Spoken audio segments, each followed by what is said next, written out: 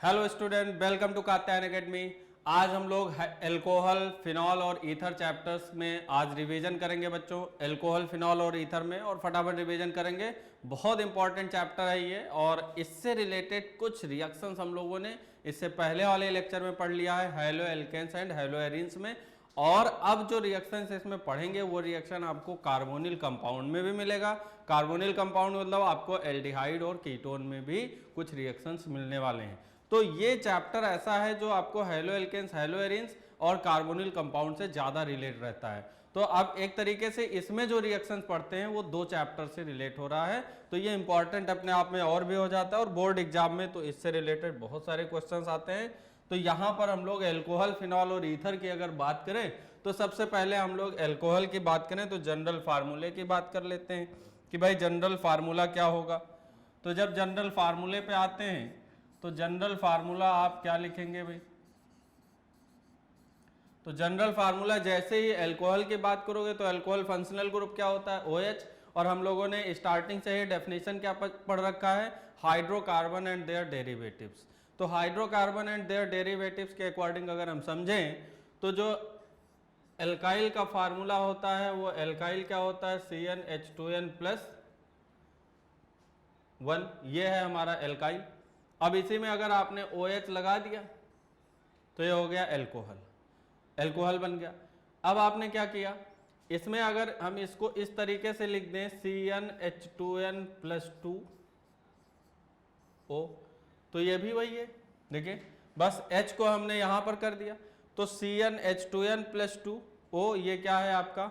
Alcohol. और alcohol के साथ साथ यही फार्मूला किसका है? ईथर का है। तो एल्कोहल और ईथर आपस में जब सेम जनरल फार्मूले को शेयर कर रहे हैं, जनरल फार्मूला इनका सेम है, इसका मतलब कोई भी अगर मॉलिक्यूलर फार्मूला आप लिखते हैं तो उससे एल्कोहल भी आप बना सकते हैं और ईथर भी बना सकते हैं। तो अब एल्कोहल की बात करोगे तो एल्कोहल में फंक्शनल ग्रुप OH होता है, लेकिन जब आप ईथर बात करते हो तो फंक्शनल ग्रुप ये है कि ऑक्सीजन से दोनों तरफ कार्बन लिंक होगा। इसका मतलब ये फंक्शनल ग्रुप OH है और इधर ऑक्सीजन बाई फंक्शनल दिख रहा है, ऑक्सीजन के दोनों तरफ यहाँ पर कार्बन लगे होंगे, तो ये आपस में एक दूसरे के ये कैसे हो गए? Functional isomer. ये क्या हो जाएंगे? Functional isomer. इसका मतलब भाई एल्कोहल और ईथर आपस में है फंक्शनल आइसोमर। सपोज हमने एक एग्जाम्पल लिया और इस एग्जाम्पल में हमने लिखा, जैसे इसी फार्मूले को देखते हैं लिखें और यहां पर हम लिख दें C2, तो H क्या हो जाएगा? जस्ट डबल हो जाएगा, H डबल होके वहां पर देखिए CnH2n+2। तो अगर n की वैल्यू आपने 2 रखी है तो 2 × 2 4 + 2 6, मतलब C2H6O। ये आपका जनरल फार्मूला है। अब इस जनरल फार्मूले से आप दो चीजें बना सकते हो। क्या बना सकते हो? आप एल्कोहल भी बना सकते हो, आप ईथर भी बना सकते हो।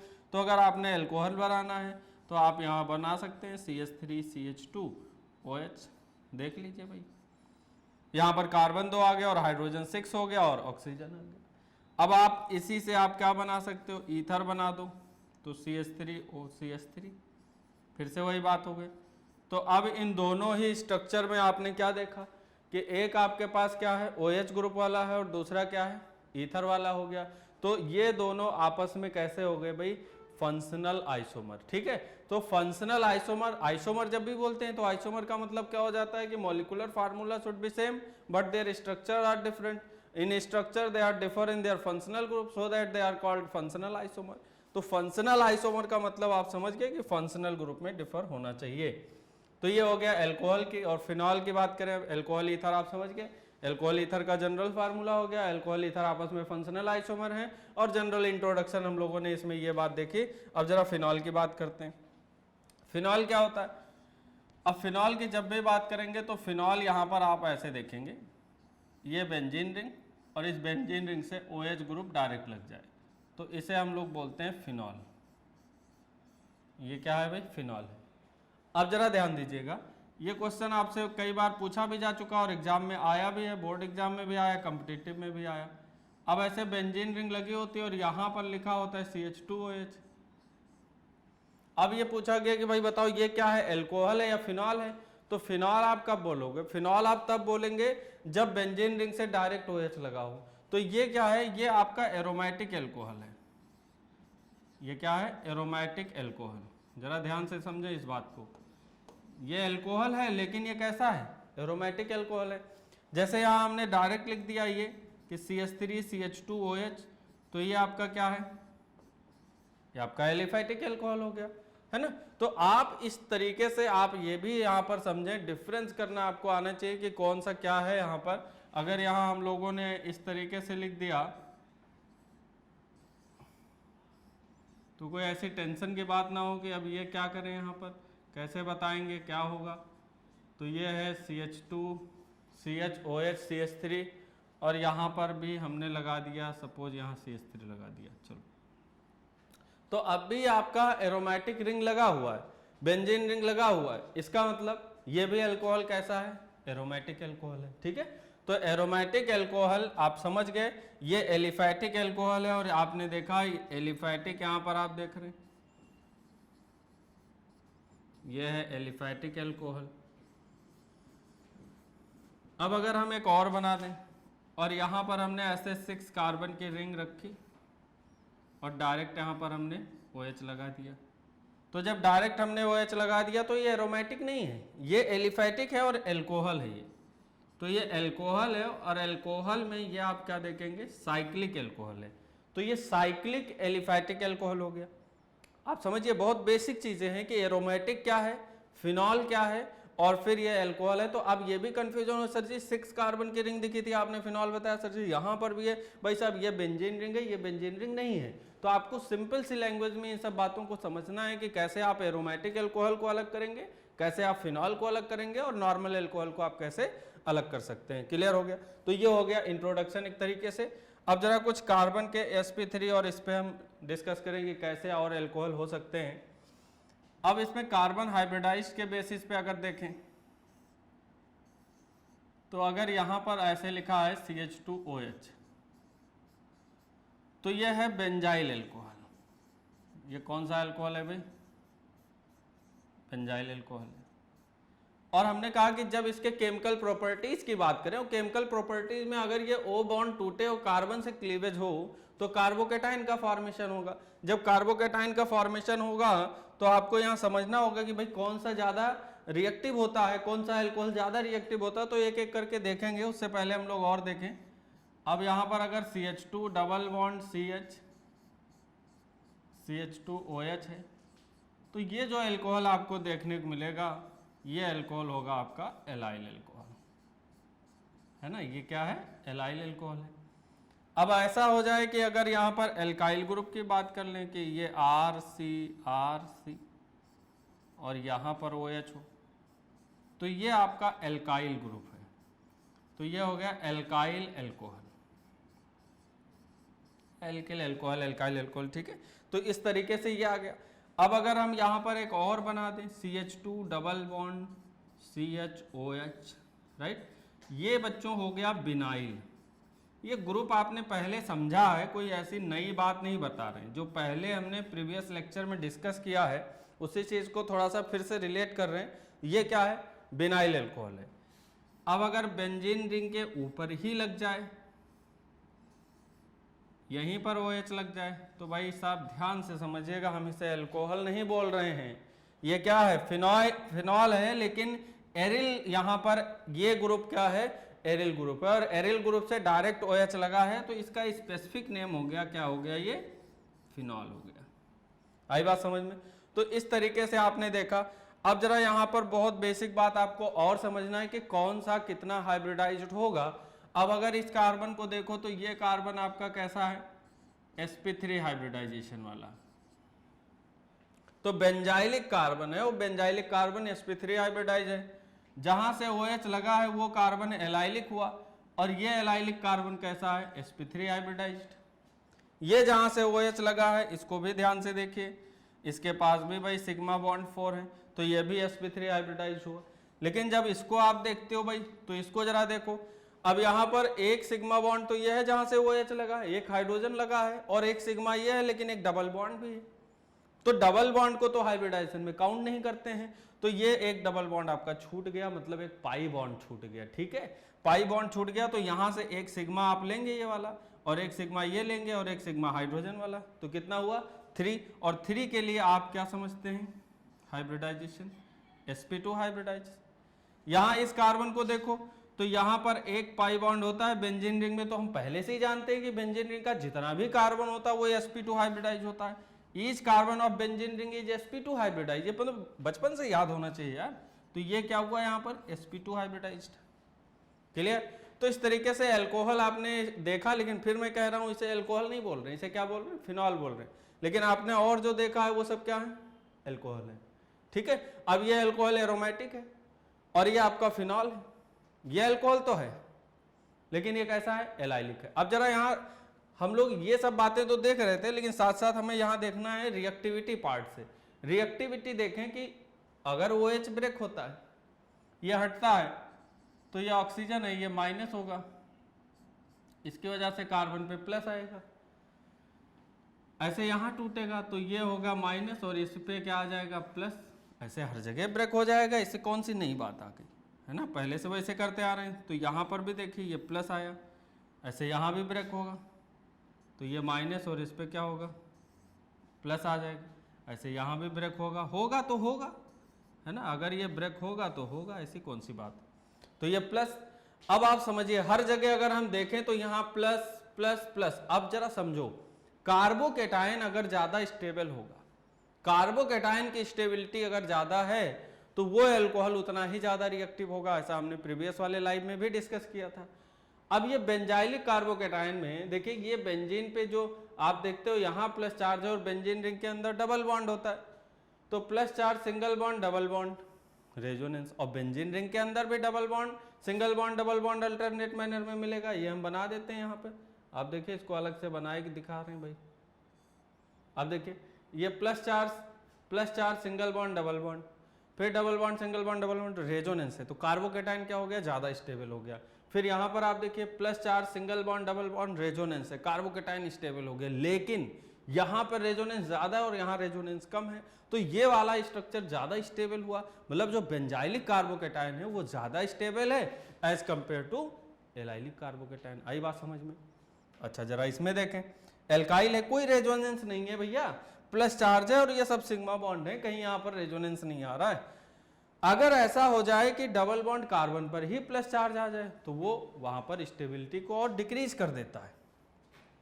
तो यहां पर आपने देखा कि स्टेबिलिटी और कम हो रही, यहां तो वो रेजोनेंस को ही डिस्टेबलाइज करने में लग गया क्योंकि प्लस चार्ज डबल बॉन्ड पे ही आ गया।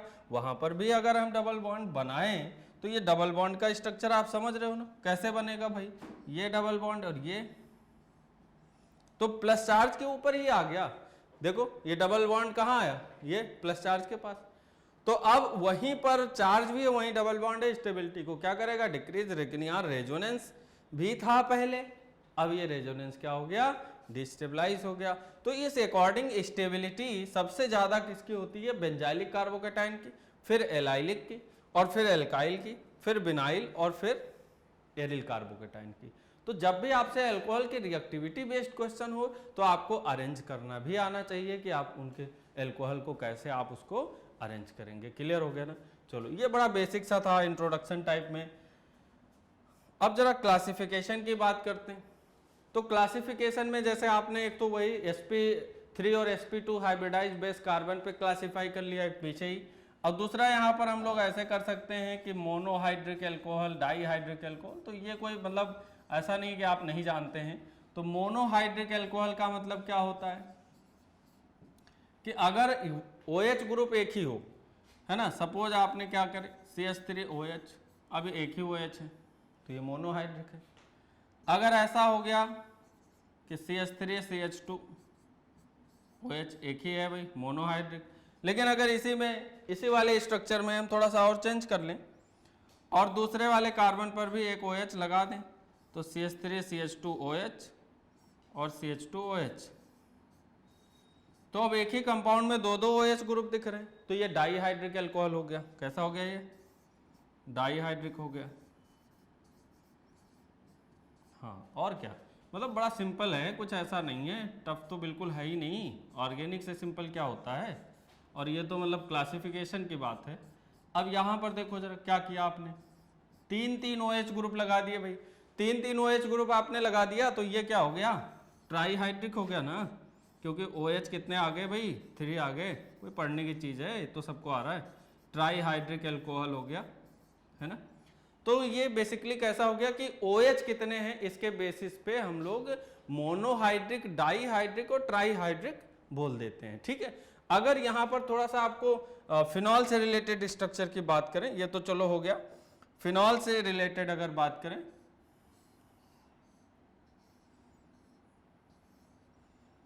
तो अब यहाँ पर आप जरा कुछ नेम और याद करेंगे जो इम्पोर्टेंट है आपसे, इनका IPSC नेम बड़ा पूछा जाता है, इसलिए हमने इसको अलग से भी बनाना है। अब जैसे ये लिखा हुआ है तो इसका नाम होता है पिक्रिक एसिड। अब इसमें क्या है कि एसिड जैसी कोई चीज़ तो दिख नहीं रही, अब आपको जैसे एसिड लगता है तो आप कहोगे कि सर जी कार्बोक्सिलिक एसिड ग्रुप होना चाहिए ऑर्गेनिक में, तभी हम लोग एसिड बोलते हैं, लेकिन यहाँ ऐसा नहीं है, तो इसका नेम भी आपसे पूछा जाता है। अब नेम जब करते हैं तो IPSC नेम यहाँ 1, ये 2, ये 3, 4, 5 और ये 6, तो नेमिंग क्या हो जाएगी इसकी 2, 4, 6 ट्राई नाइट्रोफिनॉल, है ना, ट्राई नाइट्रोफिनॉल। तो पिक्रिक एसिड का ये IPSC नेम हो गया। अब जरा और देखिए, अब अगर OH लगा है ऐसे और OH के साथ यहाँ CH3 लगा है तो इसे बोलते हैं क्रिसॉल। क्या बोलते हैं, क्रिसॉल। अब ये यहाँ पर लगा हुआ है बगल वाले पोजीशन पे, तो बगल वाले पोजीशन पे तो IPSC नेम के अकॉर्डिंग क्या हो जाएगा 2 मिथाइल फिनॉल, 2 मिथाइल फिनॉल हो गया। और बगल में ही है तो इसका हम लोग क्या बोलेंगे आर्थोक्रिसॉल, तो ये क्या है आर्थोक्रिसॉल।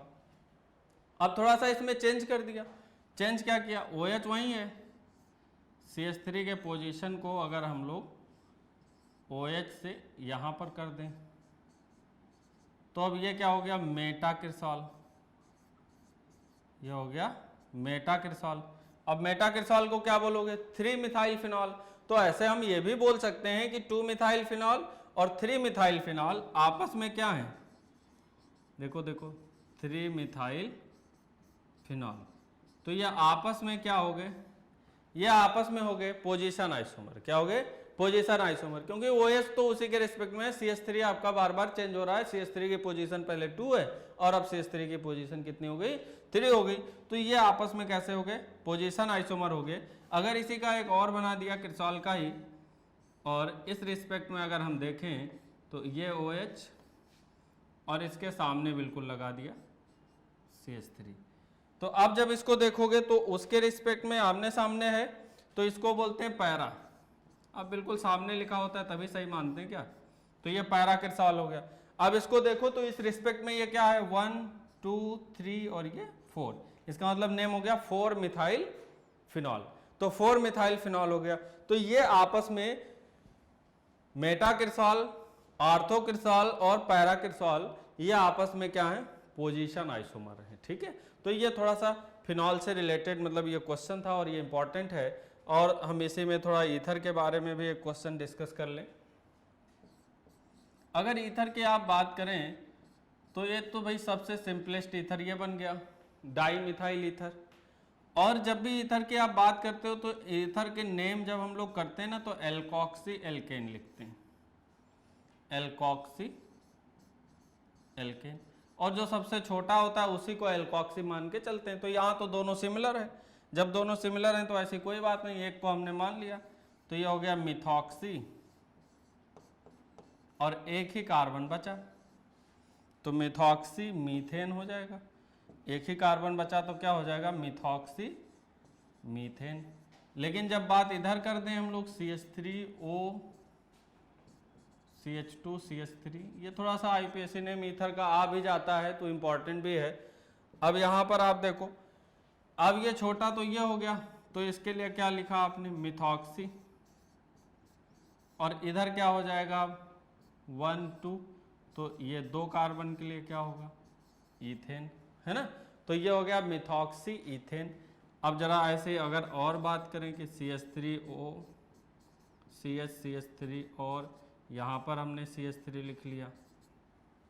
तो अब आप क्या देखोगे, फिर से आप छोटे ग्रुप को पहचानोगे, तो छोटा ग्रुप तो आपका यही है, तो ये तो मिथॉक्सी हुआ। लेकिन अब यहाँ क्या करेंगे, तो यहाँ नंबरिंग करना पड़ेगा, तो ये 1, ये 2 और ये 3। तो इस बार आपको नेम में पोजीशन बताना पड़ेगा कि मिथॉक्सी किस जगह है। तो ये है 2 मिथॉक्सी, और कितने कार्बन में नंबरिंग करी है आपने, 3 कार्बन में, ठीक है। तो 2 मिथॉक्सी प्रोपेन आ गया ना। तो ईथर की नेमिंग आप कैसे करोगे, एल्कोक्सी एल्केन। अब अल्कोहल का आप जानते ही हो, अल्कोहल में तो ऑल टर्म यूज होता है, तो अल्कोहल में आप करते कैसे हैं, एल्केन होता है और ऑल लग जाता है तो नाम हो जाता है एल्केनॉल। अब अगर कोई साइड चेन होता है तो वो उसके आगे आ जाएगा, तो अल्कोहल के लिए एल्केनॉल यूज हो जाता है।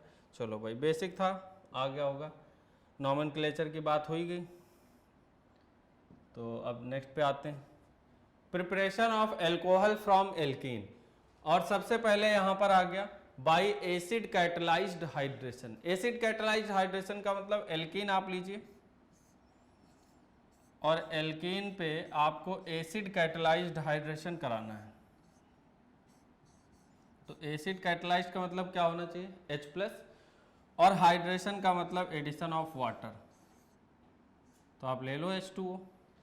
आपको करना क्या है, बड़ा सिंपल है भाई, आप एक बॉन्ड इसमें से ब्रेक कर दो, ठीक है, एक बॉन्ड ब्रेक करिए और एक तरफ इसमें देखिए आपको 2 चीजें मिलेंगी वाटर में, H+ और OH- वाटर में यही 2 चीजें होती हैं। अब आप हाइड्रेशन कराने जा रहे हो, आपको एक पाई बॉन्ड आपने ब्रेक किया, एक वैलेंसी इस कार्बन पे फ्री और एक वैलेंसी इस कार्बन पे फ्री। आपको बस सिंपली इसमें क्या करना है, मैकेनिज्म वगैरह तो हट गया आप, तो आप टेंशन नहीं बचा। एक तरफ आप हाइड्रोजन लगा दो भाई और दूसरी तरफ आप OH लगा दो, लो जी बन गया।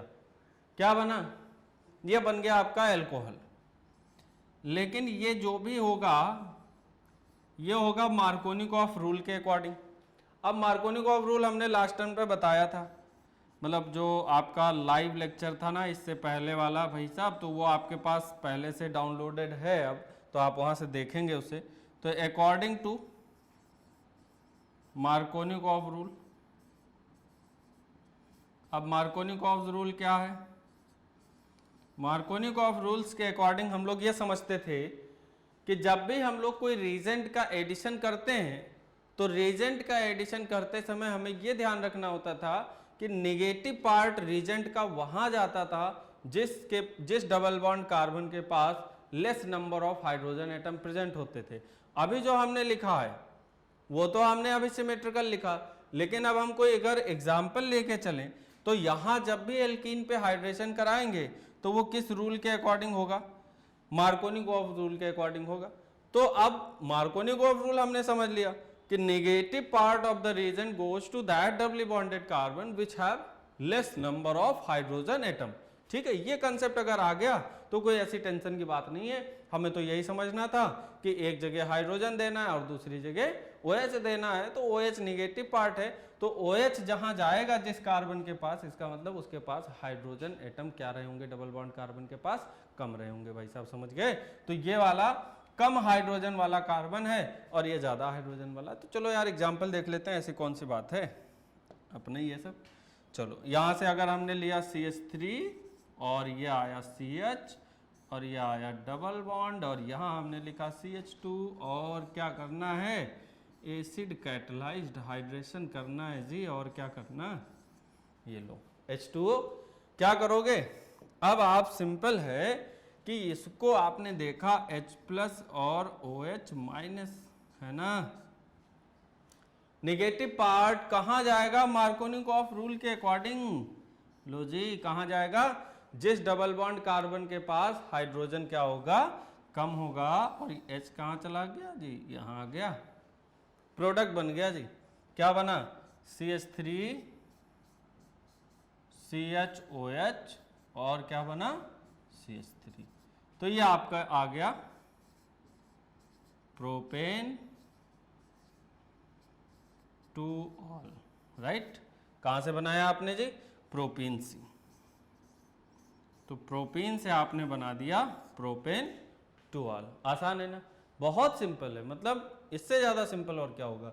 तो एसिड कैटेलाइज्ड हाइड्रेशन जब भी आप कराएंगे तो इस तरीके से आप बना देंगे, कोई ऐसी टेंशन की बात नहीं है, ठीक है। चलो जी, अब आया दूसरा बाई हाइड्रोबोरेशन ऑक्सीडेशन। पहली बात तो वही काम है, यहां पर भी आप बनाएंगे क्या, एल्कोहल। यहां से भी प्रोडक्ट आपको क्या मिलेगा, एल्कोहल, एल्कोहल प्रोडक्ट मिलेगा। लेकिन क्या ध्यान देना है, ध्यान देना है कि ये होगा एंटी मार्कोनिकॉफ रूल से। तो एंटी मार्कोनिकॉफ रूल को फॉलो करेगा,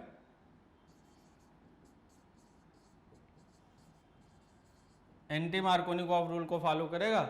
और एंटी मार्कोनिकॉफ रूल के अकॉर्डिंग अगर हम वही बात करें तो CH3CH डबल बॉन्ड CH2। अब हमने कहा यार जो पहले हो रहा था वो अब नहीं होगा।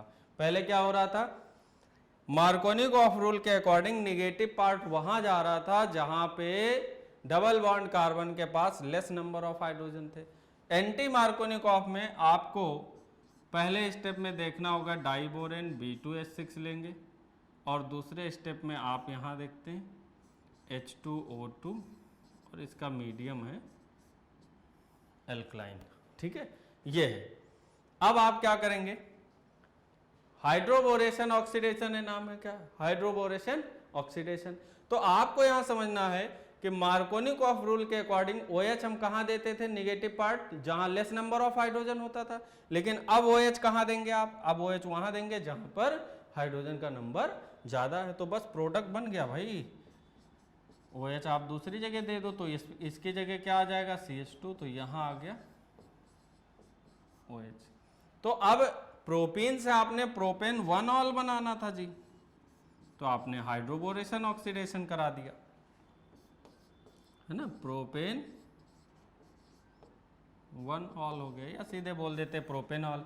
तो आपने क्या कराया, हाइड्रोबोरेशन ऑक्सीडेशन। और जब आपको प्रोपेन 2 ऑल बनाना था तो आपने क्या कराया था, एसिड कैटेलाइज्ड हाइड्रेशन। तो बड़ा सिंपल है, मतलब इससे आसान क्या है। तो ऐसे कहीं पर भी आप करा सकते हैं और नॉर्मल ये रिएक्शन होती जाएगी। सपोज यहाँ हमने कोई अदर कंपाउंड ले लिया,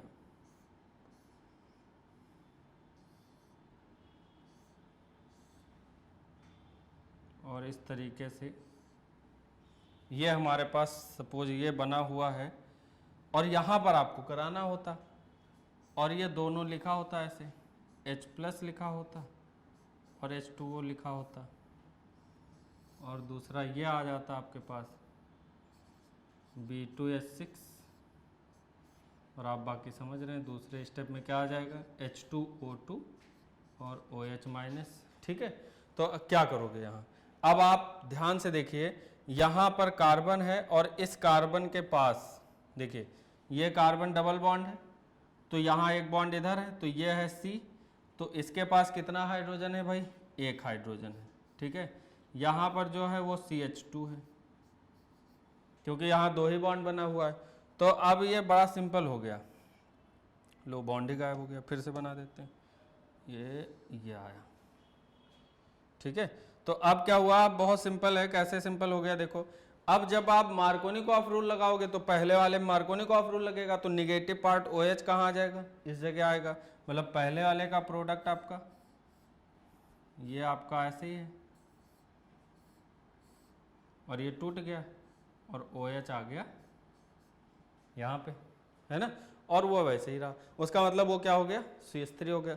अब अगर आपने क्या लगाया, एंटी मार्कोनिकॉफ रूल, तो ये CH2 है, तो अब डबल बॉन्ड कहाँ पे जाएगा, एल्कोहल का OH कहाँ आएगा भाई, अब इस बार आपका यहाँ आ जाएगा।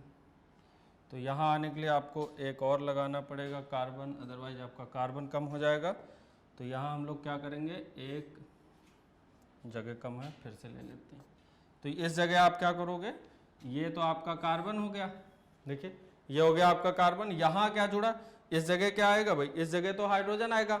अब नेगेटिव पार्ट वहां जाएगा जिस डबल बॉन्ड कार्बन के पास हाइड्रोजन ज्यादा है। तो अब यहाँ ये तो कार्बन को रिप्रेजेंट कर रहा है, तो OH को बनाने के लिए हमें यहाँ पर एक बॉन्ड और लगाना पड़ेगा, अदरवाइज कार्बन का नंबर कम दिखेगा। तो ये स्ट्रक्चर अब ये कार्बन नहीं इस जगह, ये तो बॉन्ड हो गया ना। तो हमेशा कार्बन के पॉइंट को जरूर काउंट कर लें। अब ये पॉइंट एक कार्बन है और ये पॉइंट कार्बन है, लेकिन ये वाला पॉइंट कार्बन नहीं है, वो बॉन्ड है OH का। तो अक्सर ये गलती हो जाएगी, इसलिए आपसे ये गलती ना हो तो इसको आप अच्छे से समझिए कि अब मार्कोनिकॉफ रूल और एंटी मार्कोनिकॉफ रूल को यही समझना है कि निगेटिव पार्ट वहां जाएगा एंटी मार्कोनिकॉफ के अकॉर्डिंग जिसके पास डबल बॉन्ड कार्बन के पास हाइड्रोजन ज्यादा होंगे, और मार्कोनिकॉफ के अकॉर्डिंग जिस डबल बॉन्ड कार्बन के पास less number of hydrogen atom होंगे। तो क्वेश्चन भी कर लिया आपने, सारी चीजें आ गई। चलो नेक्स्ट आया from carbonyl compound by the reduction method. अब अगर रिडक्शन मेथड है कार्बोनिल कंपाउंड, तो कार्बोनिल कंपाउंड क्या हो गया, ये है CO और ये यहां पर हमने बनाया भाई, ठीक है। तो इस जगह आपको क्या समझना है, अब यहां आप रिड्यूसिंग एजेंट ले लो LiAlH4, और या आप यहां ले सकते हो NaBH4, ठीक है। साथ में आप कोई और भी ले सकते हो, मेटालिक के साथ हाइड्रोजन ले लो, मतलब आप प्लेटिनम ले लो हाइड्रोजन के साथ, पैलेडियम ले लो, ये सारी चीजें ले लो। क्या करना है इसमें, अब यहां आपको सिंपली क्या बनाना है, CH2OH, क्या बनाना है, CH2OH, ठीक है। तो कार्बोनिल कंपाउंड के रिडक्शन से आप बनाएंगे क्या, एल्कोहल, क्या बनाएंगे, एल्कोहल। अब यहां पर अगर हमने एग्जांपल लिया और ये हमारे पास होता, तो यही रिड्यूसिंग एजेंट होते, तो ये होता CH3 और ये हो जाता CH2OH, ठीक है। तो आप बड़ा सिंपली इसको कर सकते हैं, कहीं कोई ऐसी टेंशन की बात नहीं है कि आप उसे नहीं कर पा रहे हैं, बहुत सिंपल हो जाएगा और आप वहाँ पे नॉर्मली कर ले जाएंगे कि कैसे आप कर रहे हैं। तो ये कार्बोनिल कंपाउंड में एल्डिहाइड से आपने क्या बना दिया, CH2OH। कभी भी रिडक्शन में आप ये ध्यान रखेंगे कि रिडक्शन में कभी भी कार्बन का नंबर चेंज नहीं करेंगे, तो कार्बन का नंबर चेंज नहीं हुआ, CH3 CHO से आपने क्या कर दिया, CH2OH। तो इस तरीके से सिंपल है, बड़ा सिंपल है, आप बना देंगे, है ना। दूसरा एग्जाम्पल अगर कर लो, मान लीजिए आपने ले लिया है CH3 और यहाँ से हमने ले लिया भाई C डबल बॉन्ड O और ये CH3, यहाँ पर आपको बनाना है। तो जब ये कीटोन होगा तब भी अल्कोहल बनेगा, लेकिन अब जो बनेगा वो सेकेंडरी अल्कोहल बनेगा भाई साहब। तो ये आया OH और ये यहाँ पर CH3, ठीक है। तो ये ध्यान देना है कि अगर ये एल्डिहाइड है, चलो यहाँ एल्डिहाइड कर देते हैं बिल्कुल क्लियर रहे, तो CH2OH, और अगर ये कीटोन है तो वो CHOH में हो जाएगा। तो कीटोन के केस में CHOH, देखो ये आपने ये बॉन्ड तोड़ा, एक H इधर और एक H इधर, तो रिडक्शन में बस आपको बॉन्ड ब्रेक करके वहां पर क्या देना है, हाइड्रोजन। तो इसलिए यहां पर हमने हाइड्रोजन दिया था, सिंपल है, वही काम करना है। ये बॉन्ड यहाँ पर ऐसे तोड़ो, एक H यहाँ और एक H यहाँ, तभी हो गया था CH2OH हो गया था। यहाँ पर भी बॉन्ड ब्रेक ही किया है, तो एक H यहाँ एक H यहाँ, हाइड्रोजन देना, तो OH और ये CH, समझ गए ना। तो रिडक्शन से आप सीधे क्या बना रहे हो, एल्कोहल। लेकिन कीटोन का रिडक्शन है, तो कीटोन क्या दे रहा है, कीटोन दे रहा है सेकेंडरी अल्कोहल, और एल्डिहाइड क्या दे रहा है जी, एल्डिहाइड दे रहा है 1 डिग्री अल्कोहल। आ गया ना। तो 1 डिग्री अल्कोहल और 2 डिग्री अल्कोहल आपने समझ लिया कि कीटोन से 2 डिग्री और एल्डिहाइड से 1 डिग्री। अब ग्रिग्नार्ड रीजेंट की अगर बात आती है, तो ग्रिग्नार्ड रीजेंट से कैसे बनाओगे, पहले ग्रिग्नार्ड रीजेंट जानो क्या होता है, RMgX, ये क्या है, इसे को बोलते हैं ग्रिग्नार्ड रीजेंट। कैसे बनाते हैं ये आपने पहले समझा, कोई भी एल्किल हैलाइड होती है, इसके रिएक्शन आप किससे करा देते हो, मैग्नीशियम से जी, और ये हो जाता है ड्राई ईथर के प्रेजेंस में, और इससे यहाँ से बन जाता है RMgX, ये है ग्रिग्नार्ड रीजेंट। तो कहाँ से आप बनाते हैं, आप बनाते हैं एल्किल हैलाइड के रिएक्शन किससे करा देते हैं, मैग्नीशियम मेटल से in presence of dry ether, उसे हीट कर देते हैं, इससे बन जाता है ग्रिग्नार्ड रीजेंट। आपको बनाना है ग्रिग्नार्ड रीजेंट से एल्कोहल। तो हमने बड़ा सिंपल लिया और हमने यहाँ पर एग्जाम्पल में ले लिया फॉर्मल एल्डिहाइड, और सपोज हमने रिएक्शन करा दिया CH3MgBr से, R की जगह CH3 ले लिया और X की जगह हमने क्या लिया, Br। तो यहाँ से क्या होगा, पहले स्टेप में जरा ध्यान से देखो, ये जो है तो यहाँ पर ये माइनस और यहाँ प्लस, ऐसे जब ये ब्रेक होता है तो ये प्लस और ये माइनस। अब जरा देखिए क्या होगा, ये जो CH3 है तो ये कहाँ अटैक करेगा, देखो माइनस वाला पार्ट कहाँ जाएगा, इस प्लस पे, और ये जो आपका प्लस है मेटल वाला ये कहाँ चला जाएगा भाई साहब, ये यहाँ आएगा ऑक्सीजन पे। तो आपके पास क्या मिला, आपको मिल रहा है ये यहाँ आ गया OMgBr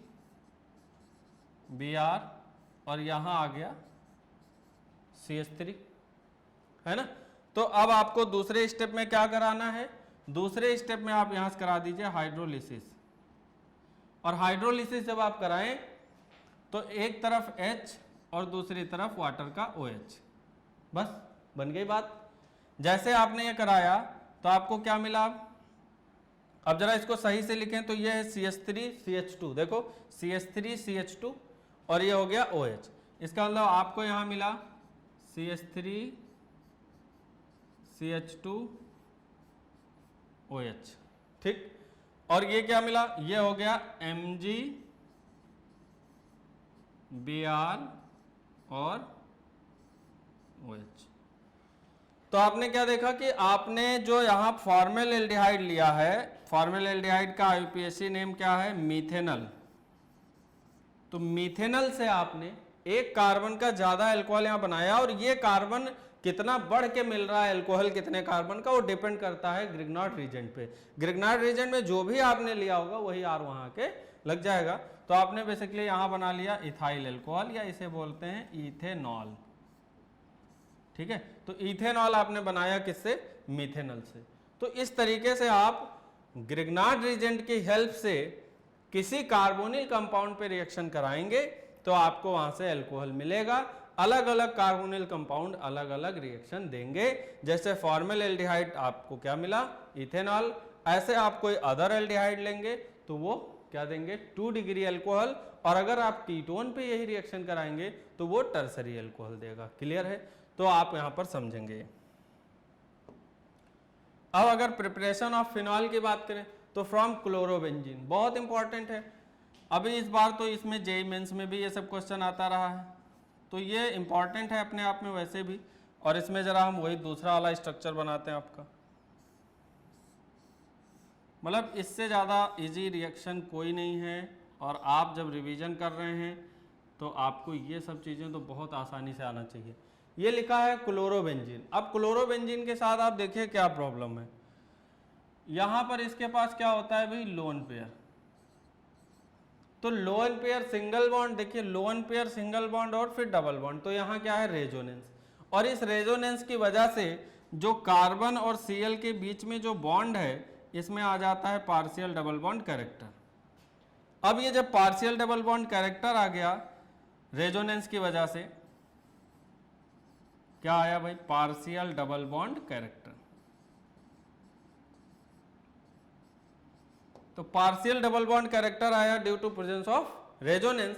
इसकी वजह से जब भी हम रिएक्शन यहाँ कराते हैं NaOH से, तो ये बॉन्ड क्या है, बॉन्ड हो जाता है और स्ट्रांग।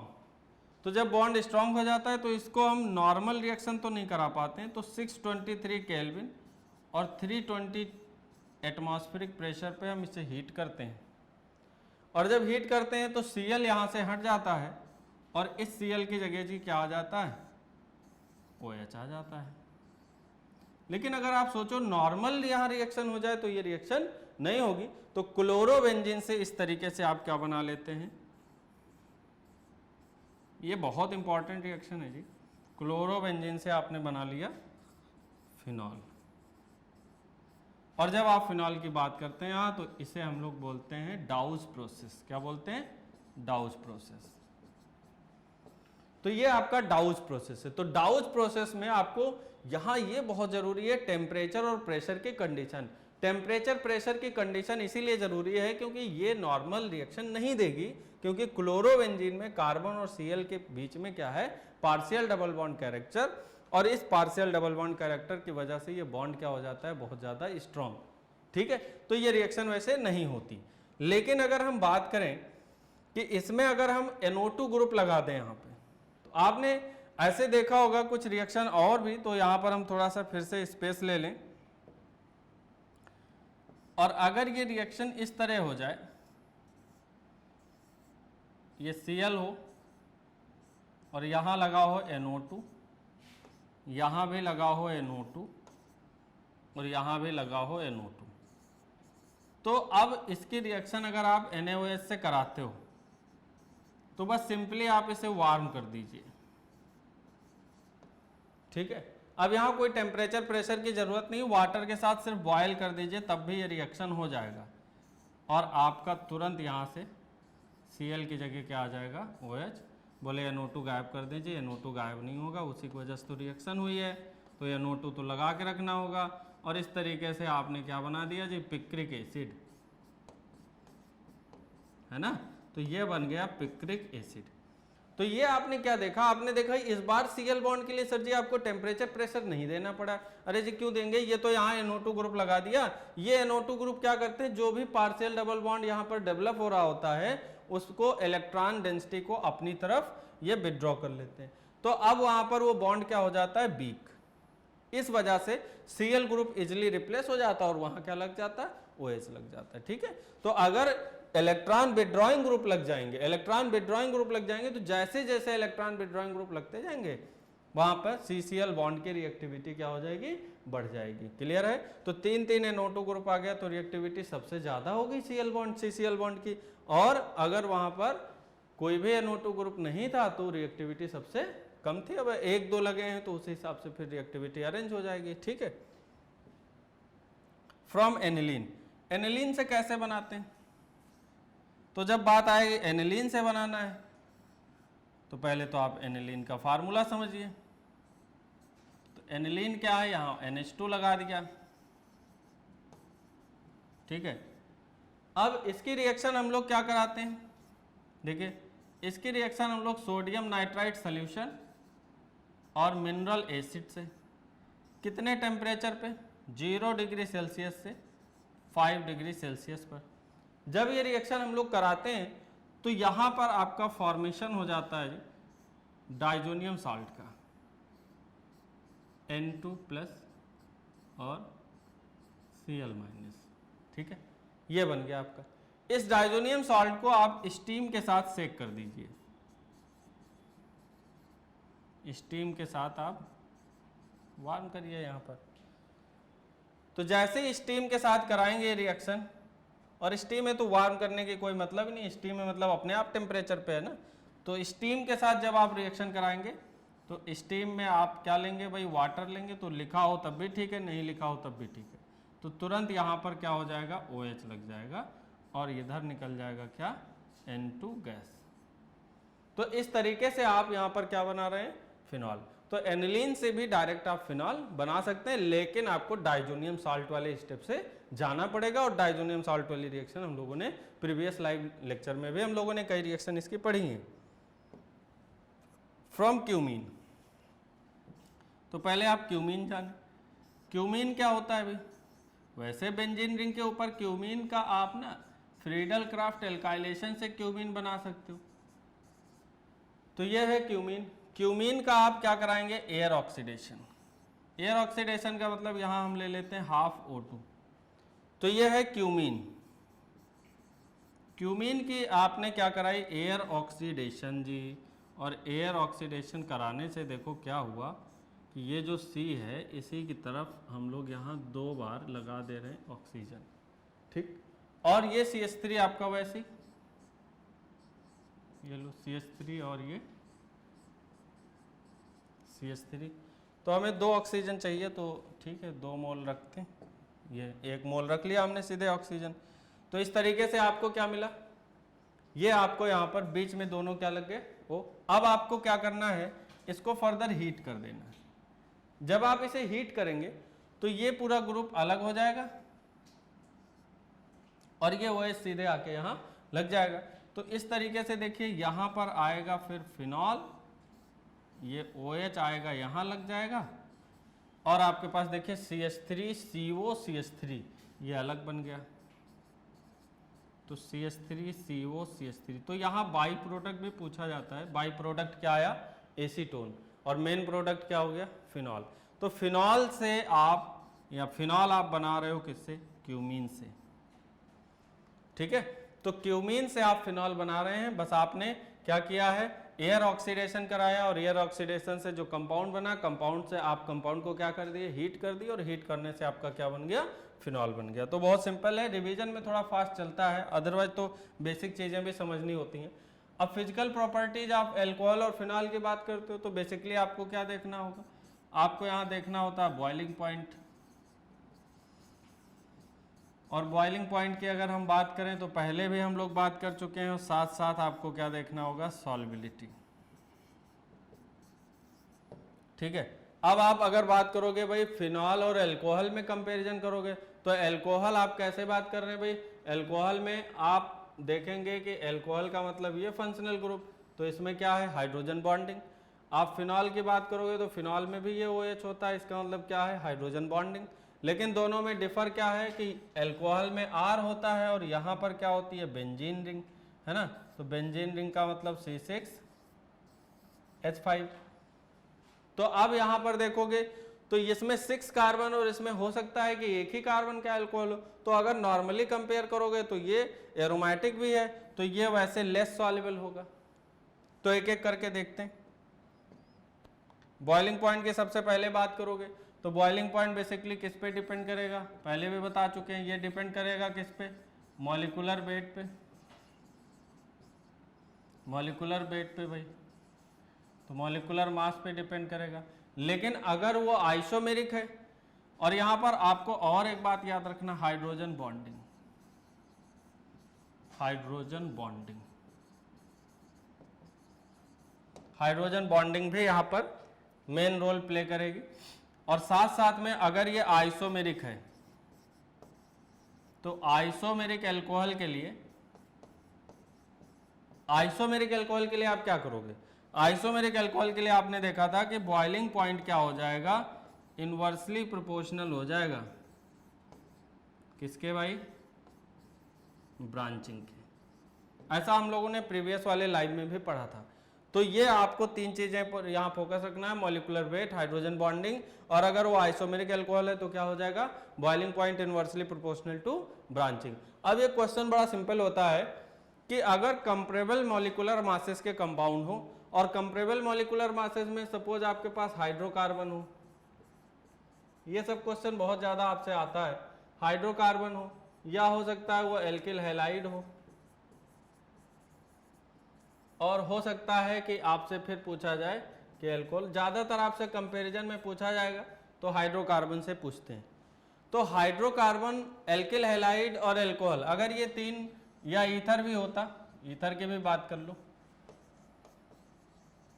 ये अगर ये कंपेरेबल मास के हैं, मतलब किसी का 58 हो, किसी का 60 हो, किसी का 62 हो, किसी का 56 हो, ऐसे मतलब कंपेरेबल हो, आसपास के मॉलिक्यूलर मासेस के हों, तो अब क्वेश्चन ये हो जाए कि अल्कोहल की बॉइलिंग पॉइंट ज्यादा क्यों होती है सर जी?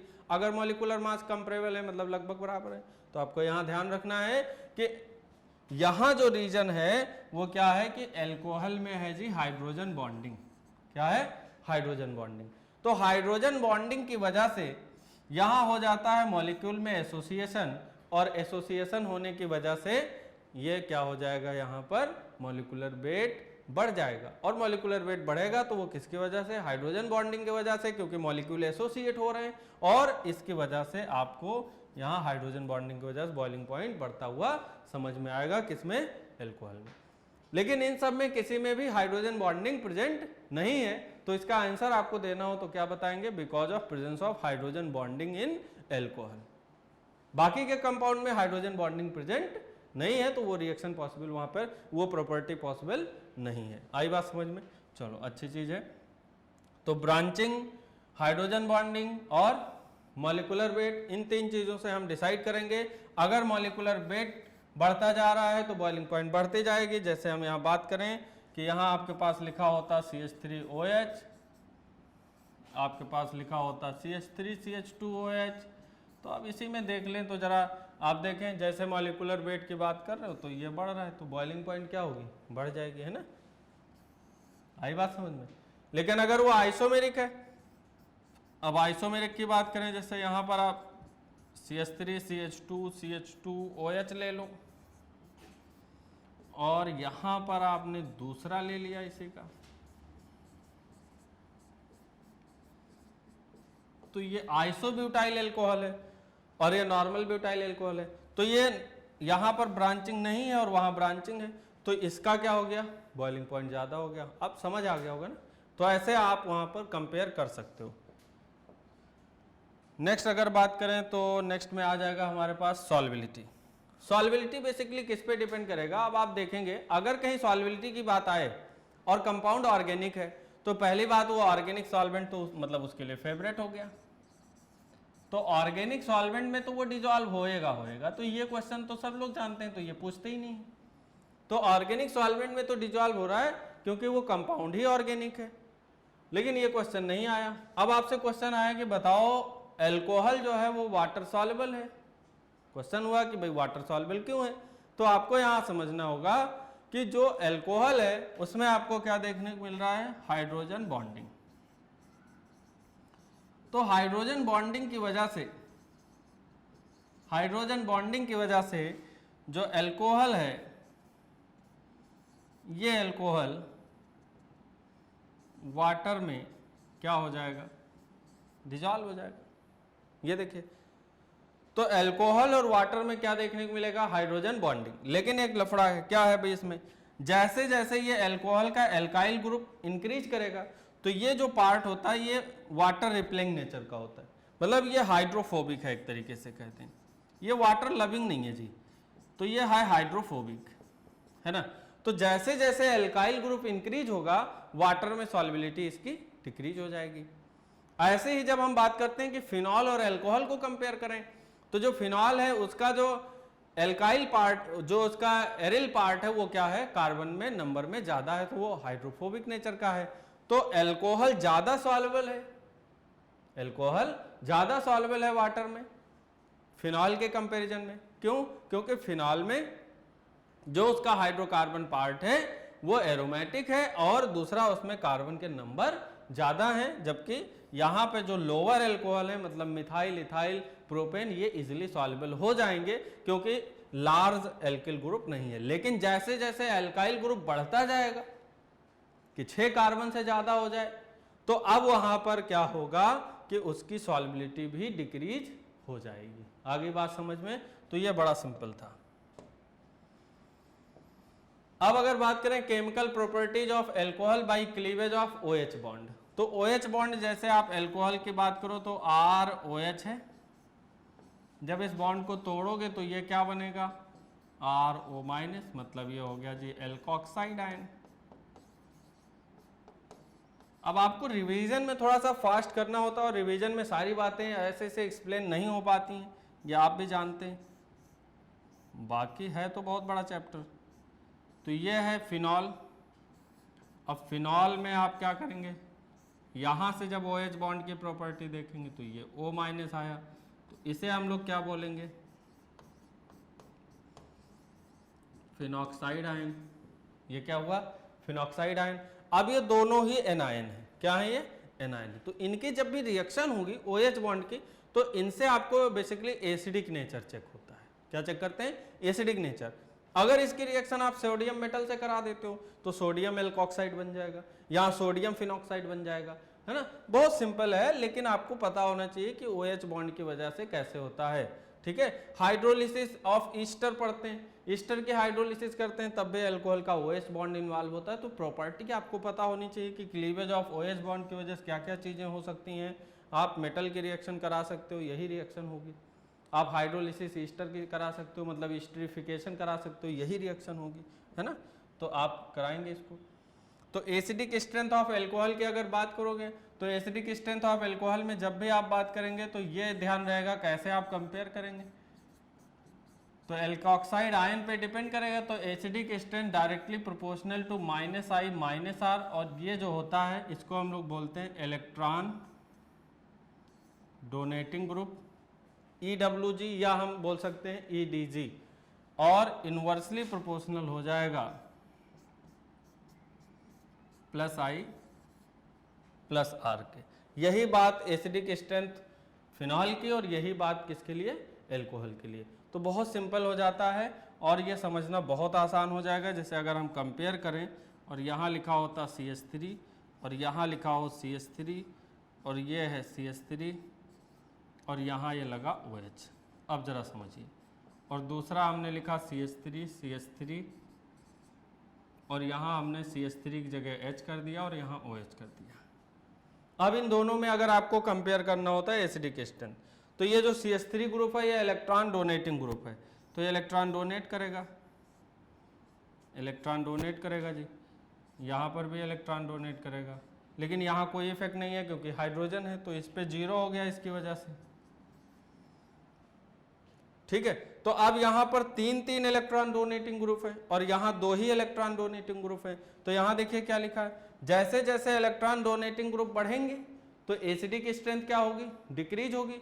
तो यहाँ इलेक्ट्रॉन डोनेटिंग ग्रुप कितने हैं, 2 हैं, और यहाँ इलेक्ट्रॉन डोनेटिंग ग्रुप कितने हैं, 3 हैं। तो इस तरीके से आप क्या देखोगे कि एसिडिक स्ट्रेंथ किसकी ज़्यादा हो जाएगी, जहाँ पे 2 लगे हैं, क्योंकि जैसे ये डोनेटिंग ग्रुप इंक्रीज करेगा तो एसिडिक स्ट्रेंथ डिक्रीज कर जाएगी, क्योंकि वो क्या है, इन्वर्सली है। तो जब आप अल्कोहल की बात करते हो तो 3 डिग्री, 2 डिग्री, 1 डिग्री अल्कोहल, और सबसे ज़्यादा एसिडिक कौन सा हो जाएगा, CH3OH। ये किसकी बात हो जाएगी, एसिडिक स्ट्रेंथ की। आई बात समझ में। तो अल्कोहल के केस में 3 डिग्री, 2 डिग्री, 1 डिग्री और फिर मिथाइल अल्कोहल। अब इंडक्टिव इफेक्ट और बहुत सारे केसेस हैं, तो आप उसको अच्छे से वहाँ पे सॉल्व कर रहे होंगे, सॉल्व पेपर यूज करिए और लगाइए और देखिए ज़्यादा से ज़्यादा क्वेश्चन कहाँ से आए हुए हैं उसका यूज करिए। अब देखिए वैष्णवी पांडे जी का क्वेश्चन है, alcohol are comparatively more soluble in water than hydrocarbons of comparable molecular masses. लो भाई, तो ये क्वेश्चन बड़ा सिंपल हो गया भाई। अभी हमने बताया कि अगर अल्कोहल वाटर में सॉल्युबल है तो इसका रीजन हमने क्या समझाया आपको, इसका रीजन हमने बताया कि यहां पर होगा हाइड्रोजन बॉन्डिंग। क्या रीजन होगा, हाइड्रोजन बॉन्डिंग। तो alcohols are more soluble in water because of presence of hydrogen bonding, while in hydrocarbons no hydrogen bonding is present, means absence of hydrogen bonding। तो हाइड्रोकार्बन और hydrocarbon basically क्या होते हैं, water repelling nature के होते हैं और ये नॉन पोलर नेचर के होते हैं। तो नॉन पोलर नेचर का है, वाटर कैसा होता है, पोलर नेचर का होता है। और अल्कोहल क्यों सॉल्युबल है, क्योंकि अल्कोहल में क्या है, हाइड्रोजन बॉन्डिंग। तो वाटर के साथ वो हाइड्रोजन बॉन्डिंग बना लेता है, इसलिए वाटर सॉल्युबल हो जाएगा। ठीक है, तो ये हम लोगों ने यहाँ पर मैक्सिमम टॉपिक हम लोगों ने कवर कर लिया। बच्चों सॉल्व पेपर लगाइए और ज़्यादा से ज़्यादा आप सॉल्व पेपर लगाते लगाते अपने टॉपिक को कवर करिए और उसी पे बेस्ड आप ज़्यादा से ज़्यादा प्रैक्टिस करिए और अपने आप को इम्प्रूव करिए। थैंक यू सो मच बच्चों, फिर मिलेंगे अपने नेक्स्ट लेक्चर में। Thank you.